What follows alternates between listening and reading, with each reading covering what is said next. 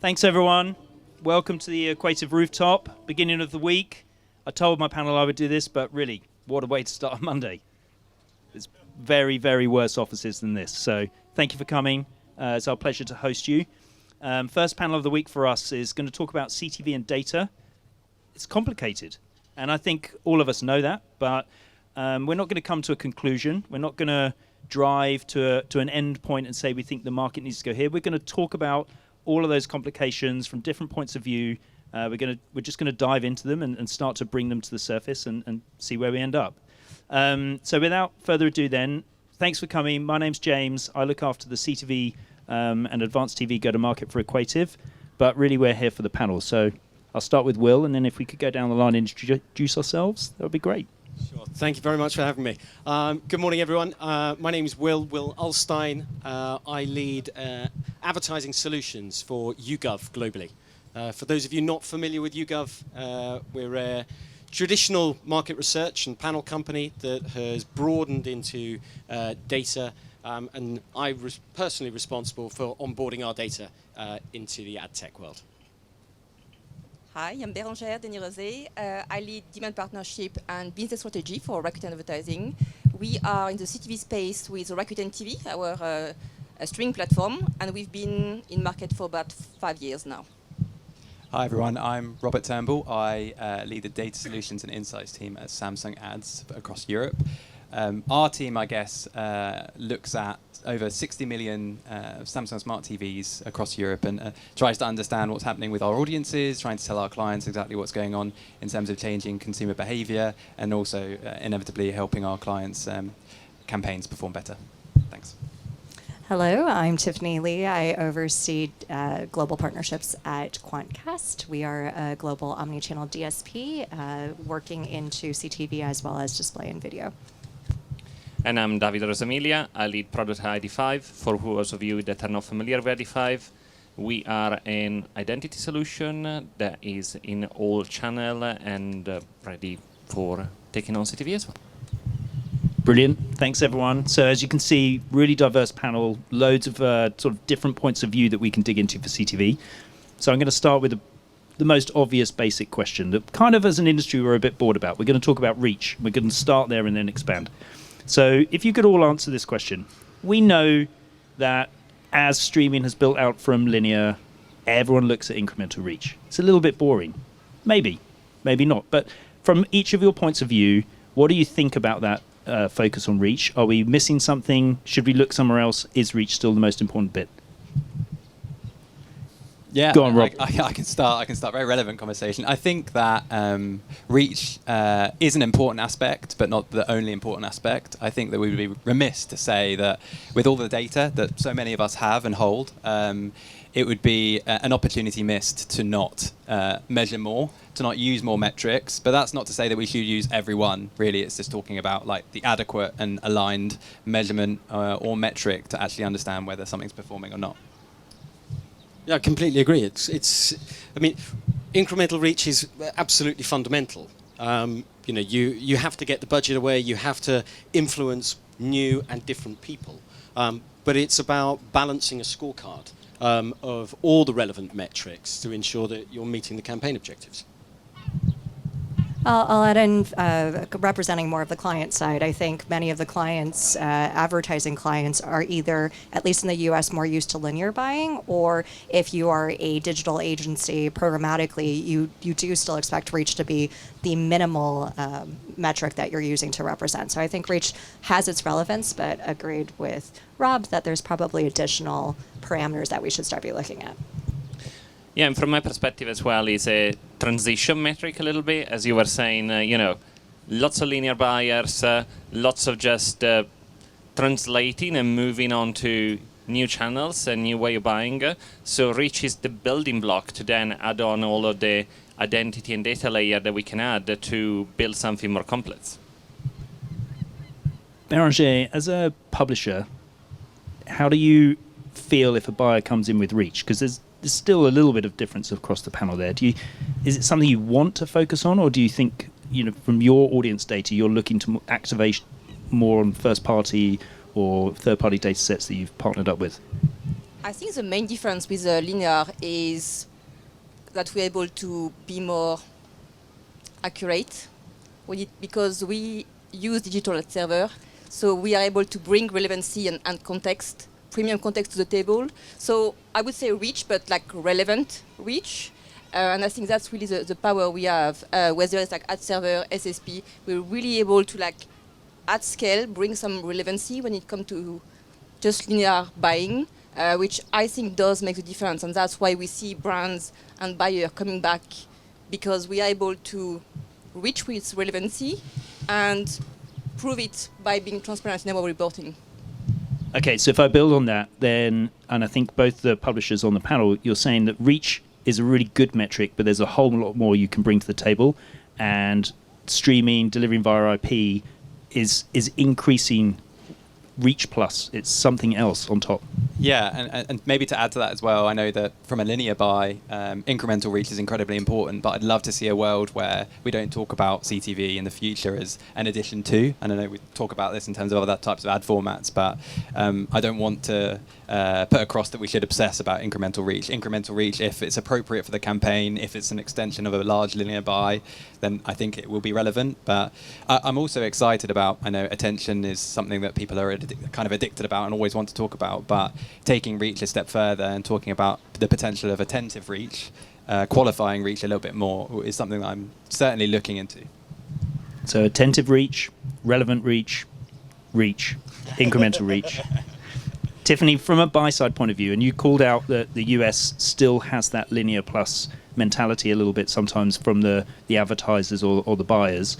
How do you feel about that extra layer that's being built on by publisher side? Do you think buyers are there, or is it still are we still going to have to talk about reach and then build up from that with the buy side?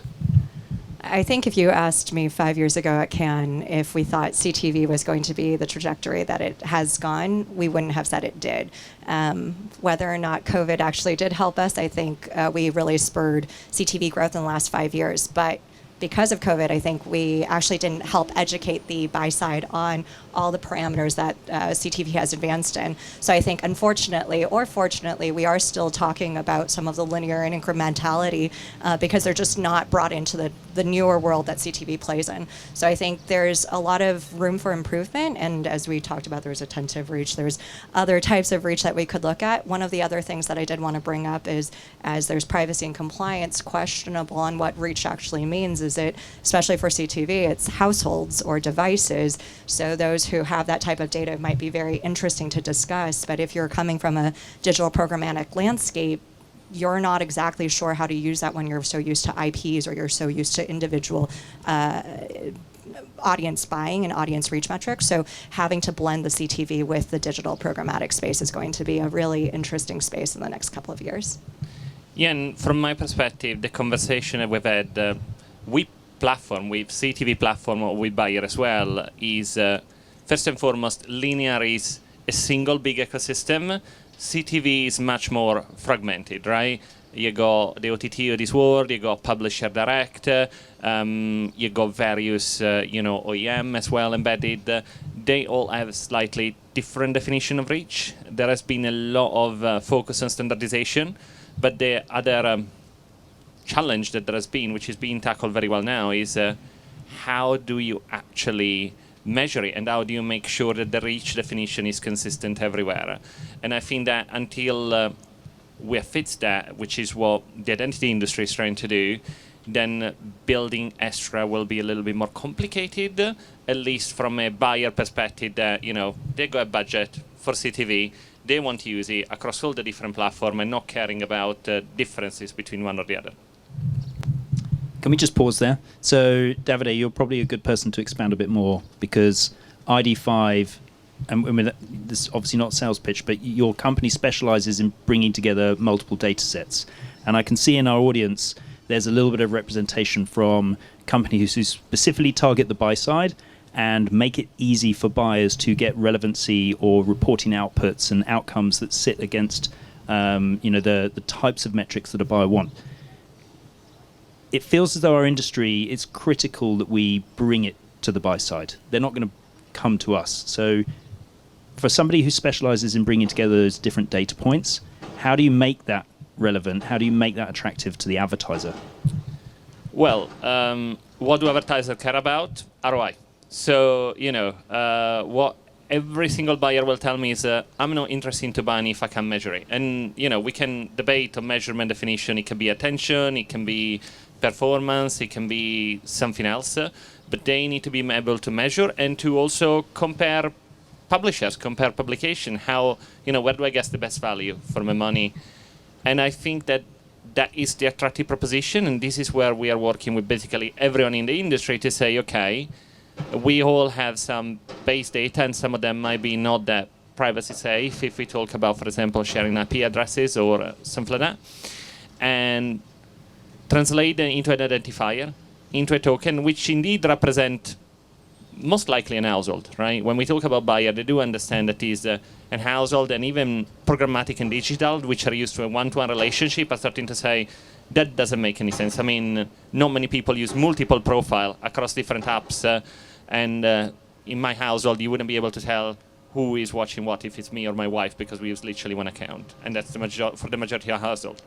So use household as the unit, right?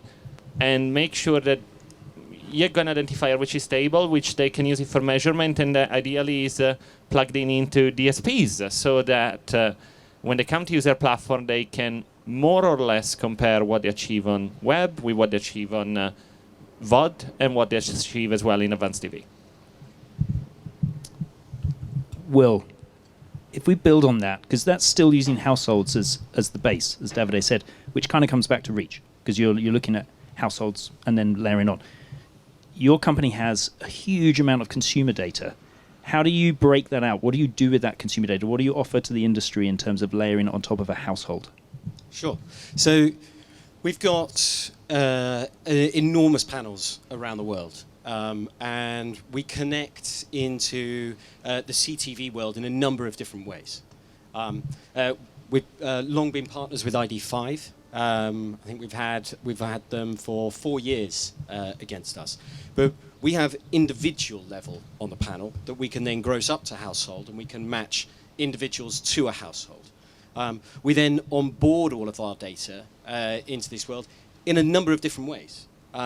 We use ID graphs so that people can use IP address for targeting. But in its simplest form, and talking about privacy and being privacy safe, we use postcode.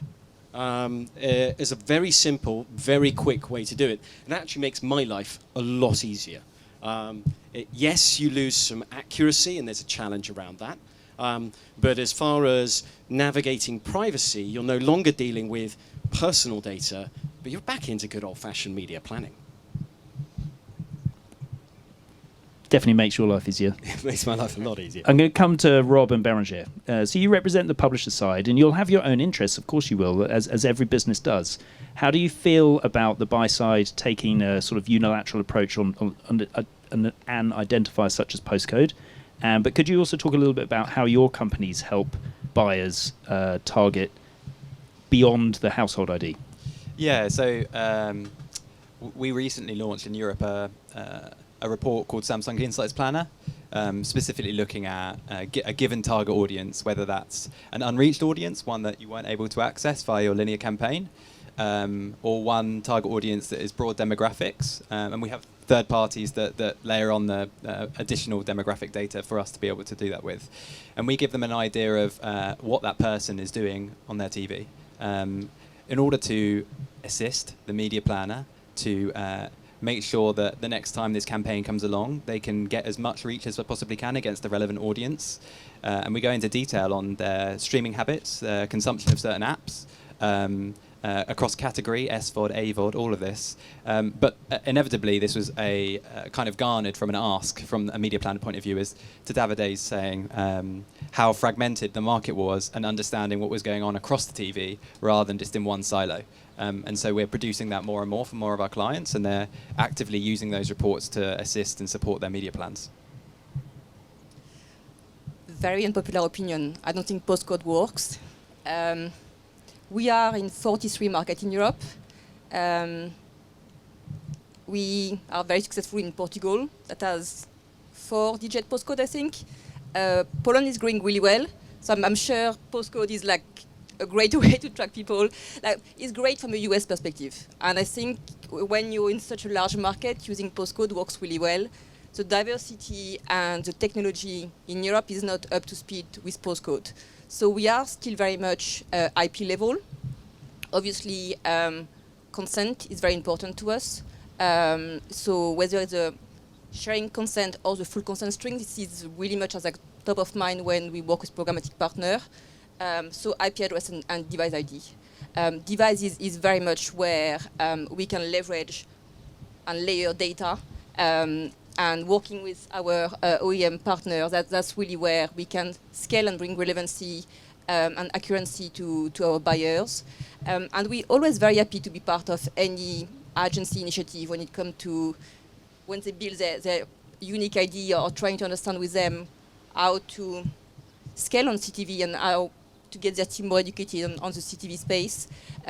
Because we see a lot of growth and we see brands. We had brands working with us since we start, and they've been booking with us every single month because the context being premium. We were talking about household. The CTV household are difficult to reach on linear. They're very valuable audiences. So for us, we are very willing to be part of those initiatives. Maybe one thing to add on that is I think we're incredibly supportive of the industry level kind of joint industry committees that are available to us and that people can partner with in order to understand and kind of from a digital point of view, from a digital buyer's point of view, serving across multiple different partners. So that's why in the UK we're part of Project Origin. It's incredibly exciting to be part of the Joint Industry Committee that's doing a lot of kind of groundbreaking work in this space, and we'll continue to talk to partners in similar veins across different markets in order to get a holistic view of what's going on. Okay, but so within that, we're still talking about a device, a household. Still hard to layer extra data on top of those base points, right? I think we're all saying that as a group. That's still a massive challenge for CTV and streaming TV as an industry. Is that fair? Nods all round? Yeah. Yeah. So, yeah. Tiffany, I'm going to pick on you a little bit because you've been quieter than the rest for the last 5 minutes. So, there's a huge amount of data. You have a lot to filter through. It all builds from some level of house device reach identifier. What do you do for your clients? How do you help filter that data? How do you position to the buy side all of these data points that could exist or might be applied or could be useful for your business? How do you turn that into something tangible? Very good question.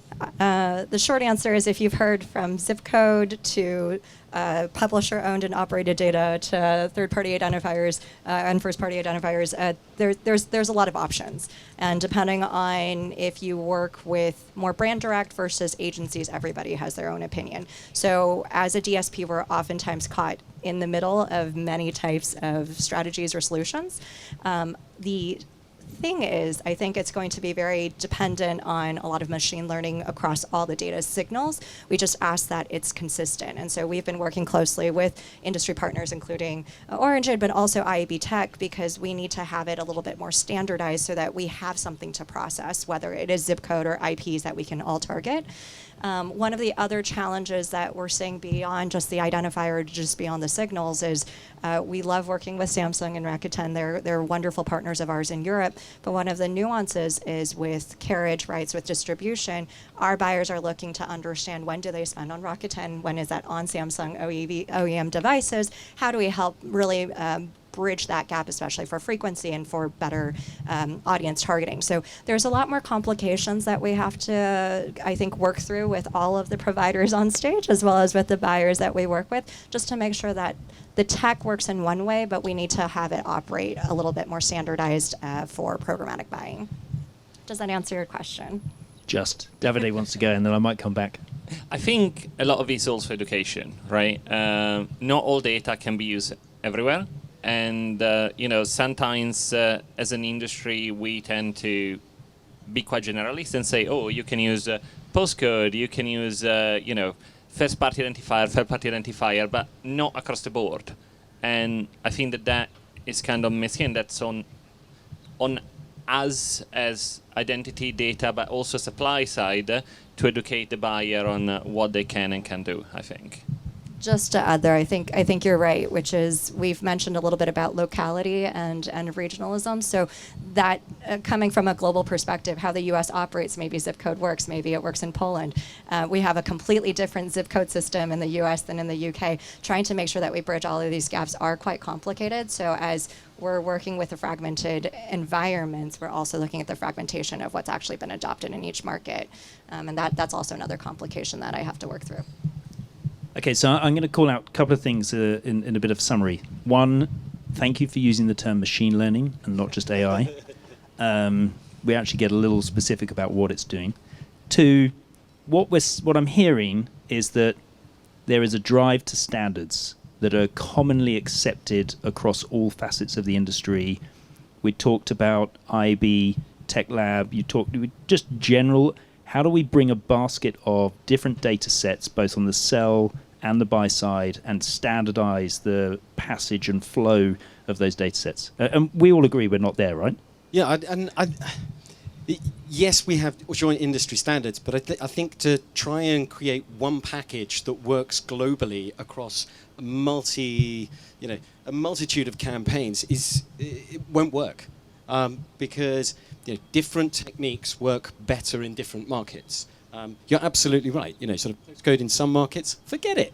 But zip code in the US, especially if you're going down to sort of the very granular 7, works. Other times we're having to implement ID5 in order to onboard our data.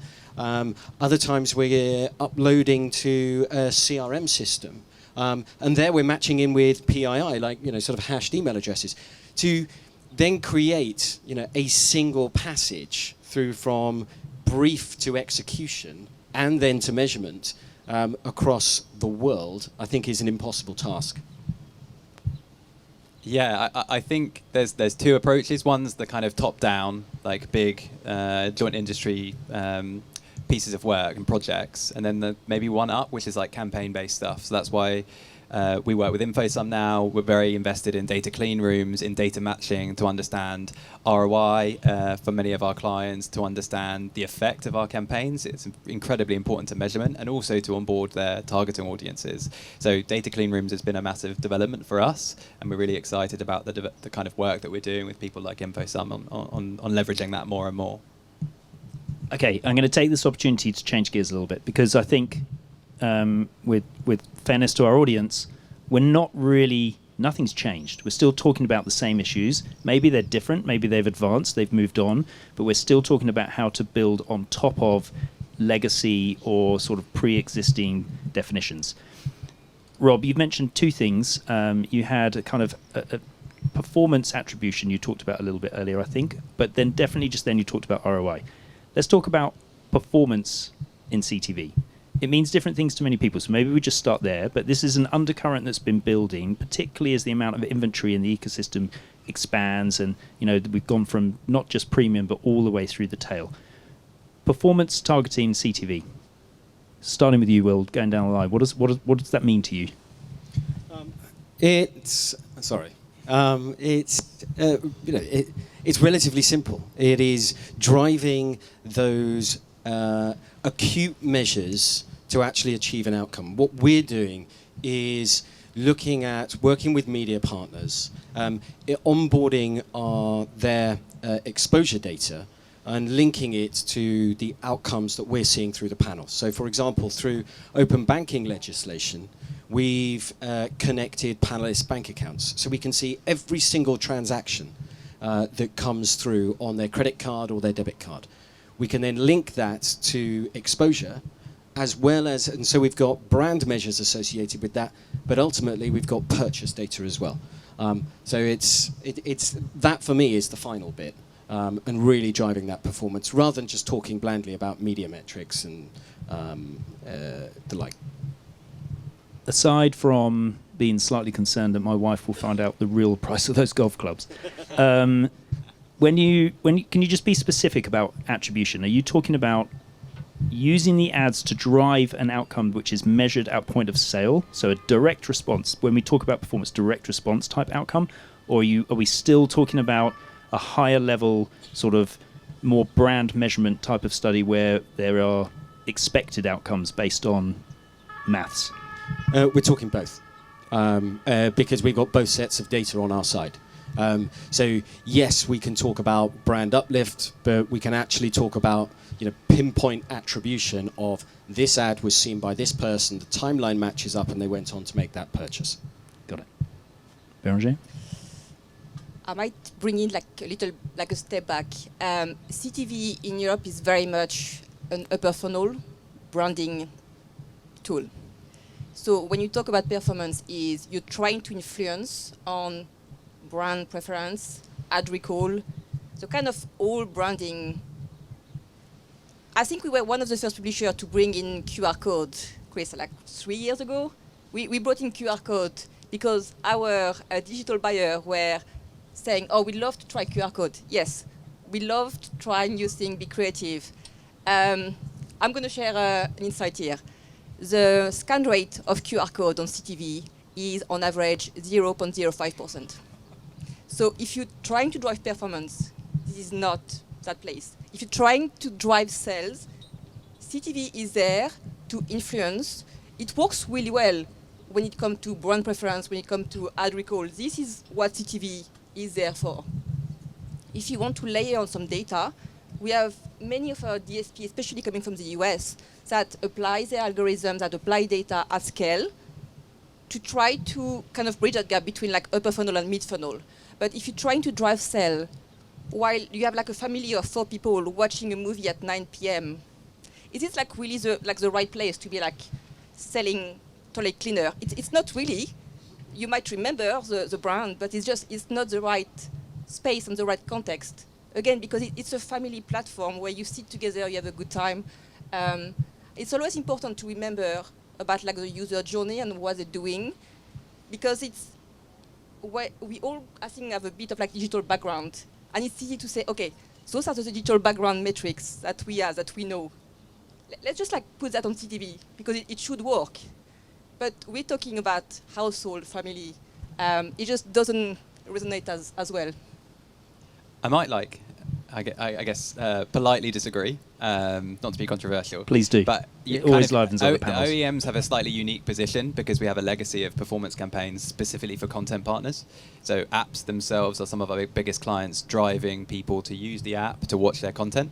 And so in terms of our reporting, we've been reporting on app opens, we've been reporting on time spent in app for a long time. And that's been the basis for many of our partnerships, long-standing partnerships. So I've seen a lot of very performance-minded campaigns, performance reporting in the CTV campaigns that we've run over the last few years. Also, to take it in a different way as well, is perhaps when we first initially had social burgeoning, and I used to work at Twitter back in the early 2010s, and obviously there was a massive growth within that market, and specifically that started out as a kind of brand building channel. And now look at the kind of industry and where it's at in social. It's the vast majority of revenue coming from it is through lower funnel campaigns, Instagram shops. I certainly anecdotally use them a lot, and therefore I think it's a very effective type of advertising. I do appreciate completely that if you're trying to run a linear big impactful brand campaign, then you shouldn't be using performance metrics to understand the value of it. I completely agree with that. But again, going back to what you kind of agreed with, James, if it's the right campaign in the right place and you're driving a specific metric we have confidence that we can drive with that type of advertising, I think there's a place for it. I'm really excited to see what happens with shoppable ads as well on CTV. I think in Venice, if you're getting 0.05% on toilet cleaner in a 9 p.m. movie, that's pretty good. But Tiffany, you got a little setup earlier in terms of the US DSPs looking at different metrics. So over to you. We are-ish. I would say everything is accurate to whatever all the other panelists have said. And that is the complications of working on the demand side, which is everybody has a little bit of a difference. Samsung in particular, I think, is very lucky to, not lucky, but it's wonderful that you also have your mobile app capabilities, which allows you to, if you think about, as you mentioned, social media, Gen Zers are much more watching CTV content on mobile devices. Millennials, baby boomers are not.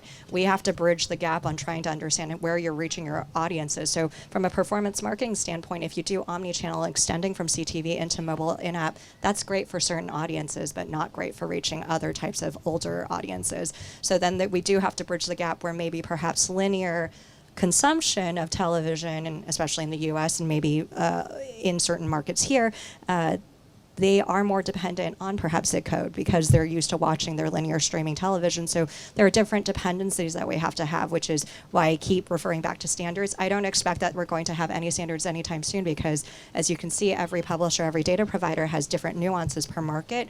But I am hoping that from the DSP side or from the buy side, we really don't have visibility into all of the back-end tech stack. So it will be helpful to at least have a little bit more consolidation to better understand how to operate instead of being so independent with each of the providers that are in the space. Yeah, from my perspective, I not just work with CTV, I work a lot with audio company, for example, right, which are in a probably worse position in certain cases, especially when it comes to podcasting in terms of measuring performance, right, for various reasons. And I think that everything should be seen as part of an omni-channel strategy, right? CTV does not get bought in silo. It gets bought with display, with video, with audio, with gaming, with whatever channel you may possibly think. And as long as you can provide incremental value, that can be evaluated by the brand. And there are a lot of people way smarter than me that, have set a measurement company and that they can measure that. There is an exception, though, and that's specifically on impulse buying that happens on CTV. And it doesn't happen in all platforms, but if I think, for example, about Prime Video, since they have enabled ads, they show mostly one thing, which is a trailer of movies which are available to purchase straight away. In that case, linear metric work. And, it's not even post-impression, it's post-click, literally. Oh, I would like to watch this movie. Let me buy it now for $5.99. So I think it also depends on the advertiser, on the brand. And the more we see shifting from linear, I think the more we will see performance campaign on different platforms for just buying content and purchasing content. And I think that will become probably the top advertiser for the space. I do just want to highlight back on what Will said earlier, which is performance, I think, really has changed in its definition. I think historically we've said performance is direct response or DR buying, but as we are bridging the gap between upper, mid, and lower funnels, I think buyers, their time is, especially if they're doing more omni-channel buys, their time is limited. How do we help really find the best efficiencies across all channels, all devices, but measured at a standard measurement value? That's a little bit more complex. So I think performance itself is changing, and so performance CTV, whether that's branding or DR focused, that will continue to shift in the upcoming years ahead. So I'm going to stick with this topic a little bit because I think there's a couple of themes that are coming out. So I remember, unfortunately, a long time ago, DR for TV used to be daytime. It's the sort of spots that people didn't want, and they were super cheap, and the agencies would layer maths on top for a response. We just covered a sort of spectrum of different types of audiences in different sort of use cases as to how they consume content, different devices, different demographics, families. We're actually talking about all the facets then of streaming TV content being used for all of the main media buying purposes. That is a change from TV 20 years ago. That's a definite change, I think. It's a massive change, but it's a reflection of how consumers' consumption of media has changed. No longer is sort of everyone crowded round at 7:30 watching Coronation Street or the big set piece program. It is now I'm going to watch this at a time that I want, and most of the time, especially if you're talking about sort of generational differences. Millennials and younger are dual screening at the same time. So you can have those different types of ad spot that are driving a different type of performance. But the data is driving that change, I think. If I look across this panel and everyone's talking about different data touch points, different data that we get back, we go back to something, Bérangère, you said right at the beginning, which is that streaming brings all of the technology aspects that we're used to in digital and then underpins that against television watching and premium medium and lower levels of content. Well, those data points are changing what we can do with TV. Those data points are changing what we can do with TV, but it's consumer behavior that is changing the way that the consumption, which means we can use that data to achieve different outcomes. That's the way I'd look at it. If I flip that, sorry, Rob, Tiffany, if you've got a buyer, would they ever have videos on TikTok, videos on Instagram, Reels on Instagram, YouTube, lower funnel TV, premium TV on one campaign? It really depends on the client. We're starting to see the consolidation. As I mentioned, I think especially for agencies, they are having more and more time constraints. No one is as intelligent in any specific channel as we were maybe 20 years ago, that you could be a linear television buyer specifically or an audio podcast buyer specifically. Now you need to know enough to be dangerous in every category, but perhaps not dangerous enough to understand all of the deeper technical aspects. So I don't disagree that there is data driving and that consumer behavior is changing, but I think the internet really, one of the things is it has made distribution so much easier for everyone to access. So to combine your two thoughts is you can now do podcasts on television. I don't even want to touch upon that topic, but we're starting to see more and more combinations because of what the internet can drive. That will add in more complications because the traditional tech stacks don't support that, which is what all of the measurement, all of the media buying historically has been based on. So we're going to have to play catch up really quickly in the next 2 or 3 years to make sure that we fundamentally capture all the growth so that we can actually continue to build upon the performance for CTV. Yeah, I guess slightly left field take. I actually I feel like from a publisher point of view, from a brand point of view, everyone's adapting. I think the kind of elephant in the room is that agencies aren't really set up for this. I see so many siloed conversations with AV teams who want to buy a certain ad in a certain way, using a certain metric to measure success, and digital programmatic teams who want to do and run campaigns in an entirely different way. And until agencies are really set up to look after CTV, either with a dedicated team or that kind of has a measured kind of experience across both, that omnichannel campaign is going to be hard to enact from an agency point of view. And not to pick on you, Rob, but I think we're also hearing that from the publisher side, which is if they are a direct buy with the publisher, they get access to more data, to more reporting than you have on programmatic. You might be more comfortable sharing channel information that you wouldn't be able to share in programmatic. So we do have this divide both because of compliance reasons, legal reasons, commercial reasons. But it is, I think there's a lot more training to happen for the agency side. But as the DSP side, we're trying to get more closely aligned with the publishers to better understand what do we have limitations on, what do we need to separate between a direct buy versus a digital or programmatic buy as well. I think just backing what you're saying, Tiffany, CTV is it's a very, very new channel. It's barely it's less than 10 years old if we look at the US. So I think it's a publisher responsibility to also be in market, educate buyer on the fragmentation is crazy. Especially when we look at Europe and APAC, the way to access CTV inventory is really tricky. And the CTV market is only 2 billion in Europe, which is nothing compared to digital and linear. So agencies are being innovative with the help of DSP, are trying, but it's our responsibility in market to be educating about audiences, context, and be there trying to kind of get some education and bring teams together, whether digital, AV, to see the benefit on different channels.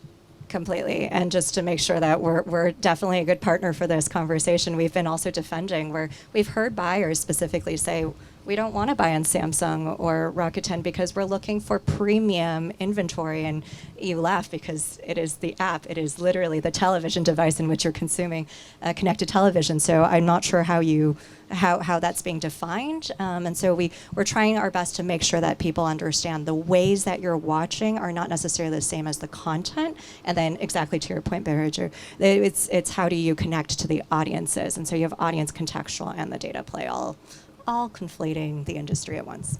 I think we're heading back to standards. All right, we are getting close on time, and not just before your panelists melt. So we got 5 minutes if anyone in the audience has any questions. I hope you've had a really good listen. I hope you've enjoyed all the different points of view we put across. A little bit of responsibility to you guys now. Any questions you want to put to our brilliant panelists today?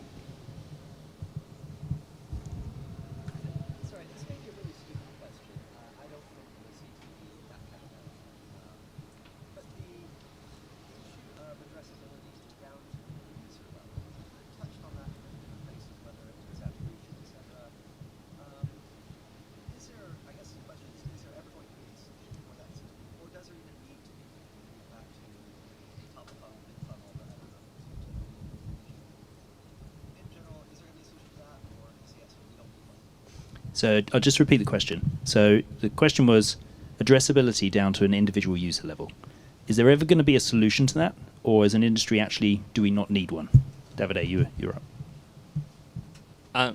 The answer is not going to be very helpful, but I think it depends, right? So in some cases, you might be able to achieve it, right? And you might be able to have a one-to-one connection, especially with very well logged in platform like Netflix, for example, or depending as well on the device on which the content is going to get consumed. If it's consumed on a mobile phone, there is more of a one-to-one. If it's consumed on a TV, how can you say that the TV is a one-to-one association with a device? I think it very much depends on the brand and what they are trying to achieve. If it's a direct sale of content, for example, as we talked about before, maybe it is important to have a one-to-one relationship with the user because and you can achieve it through content recommendation engine, for example, or something like that, to know, okay, this is the content that would be appropriate for this user, which might not be appropriate for the other user, by the way. If it's an household product or, a holiday, travel, car, these are all household decisions. Everyone is an influencer. You don't know who is the decision maker, but to a degree you don't care because it's a common, decision at that point. And if it's fashion or another channel, then CTV is going to be very much more of an initial upper funnel approach. And then at that point, I don't think is necessarily that relevant. So depending on what it is in the funnel, I think the one-to-one is more important, and it could or could not be achievable depending on the channel. Go ahead. No, I've talked too much. Go ahead. Me too. I think just to speak quickly from the demand side, they would love it if we could have that level. I just don't think from a compliance side, especially for Europe with GDPR, I don't think we'll ever get to that. For the US, we're starting to see more state privacy laws pop up. That's just not going to happen. And then the most critical component, I think, is the US, and I think specific markets in the European region have very specific child targeting laws. So to us, it's probably better to go through a household, especially if there are more decisions being made with the household in mind. I will even say even mobile devices aren't even going to be as specific because it's a device. I can't tell you how many times I've thrown my YouTube over to my niece to watch during a restaurant, and so I'm no longer that singular viewer on my mobile device. So I think we're going to have more and more complications with addressability representing one singular user versus a group of users. And I did want to just call out for linear television, that has never been a thing. You've always bought on audiences, so it's coming to digital as well. Yeah, maybe the thing that I'd add, again, maybe an elephant in the room, is that it's neither cost-effective nor deliverable. Like from a functional point of view, it's just not possible, and I don't think that will go away anytime soon. There are systems in place, agency setups that mean that these campaigns need to be delivered across a set amount of reach targets, and given that, it just makes it very difficult to hone in on real personalization and like a user-level addressability. To that point, though, there are ways of kind of building audiences that create accuracy and give access to an option around personalization. So we've just launched an advertising solution called Smart Outcomes. So Smart Outcomes is a machine learning technique and advertising solution that we literally just launched a few weeks ago. Essentially, it looks at all of our 60 million TVs in Europe. We give it the system a seed audience. With that seed audience, it looks at all of their consumption, their engagement in previous campaigns, and it replicates and creates lookalikes. And then through the campaign, it optimizes towards like successful engagements or sources and users that are seeing success. So we're working on making our data work better so we can create personalization, but scalable and kind of deliverable. Do you guys want to add anything? No? I think there were 3 points of view very well covered. Yeah. And it was a very agree. helpful answer, Davide. I don't think it was... I think you did yourself down. All right, we're close on time. So thank you so much for coming today. Why don't we finish very quickly? What are you most looking forward to? You can have total free reign this week, today, this year, and you can pick data or can. Oh, crikey. Come on. This week, I think it's just the weather, isn't it? It's the weather, it's being here, it's all the different conversations that we're going to have. It's probably it is my most exciting week of the year, and I love it, and I love how open and communicative and open to new ideas that everyone is. So this is my week. This is what I'm looking forward to. Connecting with people at Cannes. It's especially our global partner that we don't get to see in Europe as often, so that's it's always great to get face-to-face time. This year, I've been looking a lot at retail media data, which we haven't covered, but it's a whole different beast. How do we come closer to retail media and leverage that data on CTV? We've seen some great initiatives starting in the US, and that's very exciting because there's a lot that can be done there. I think it's my first time in Cannes, so apart from the kind of the glory of it and the extravagance of it, I'm actually really excited. I've worked in CTV for about a year now, just under a year, so I'm still new to the industry, and I'm very embedded in OEM, the kind of my own role and what my team do. But things like this, like events like this, where I can talk to people who are coming at from different perspectives and have different views on CTV, I'm incredibly excited just to learn from everyone. So that's it. Everyone's still in my answers, so I'm going to say that 2024 is a weird year. We have a lot of elections happening globally. There's the Olympics, there's the Euros. So I think it's going to be interesting to see where advertising goes from here, because it's the first big year after, I think, the pandemic. So we'll be excited to see what comes next. Number one, not going out till 3 in the morning tonight, because I do this every year, and every year I regret it. That aside, it's interesting to see lots of brands here, not just for the Creativity Festival, but also as retail media player. Turkish Airlines has got a massive booth. United Airlines as well is launching the retail media play. And I really want to see brands starting to become publishers as well and get closer to that. And on the other end is pretty similar to what you guys said. 2024 is a year of few changes, like 2023 has been, and 2025 is probably going to be. And I want to see how advertising adapt to it, and every year I get kind of that sense of checking and being up to date, and that's the week where it happens, so that's what I'm looking forward this week. Fantastic. Thank you all so much. Thanks for your time. I hope you all found that interesting. Please can we get a great round of applause for our panel.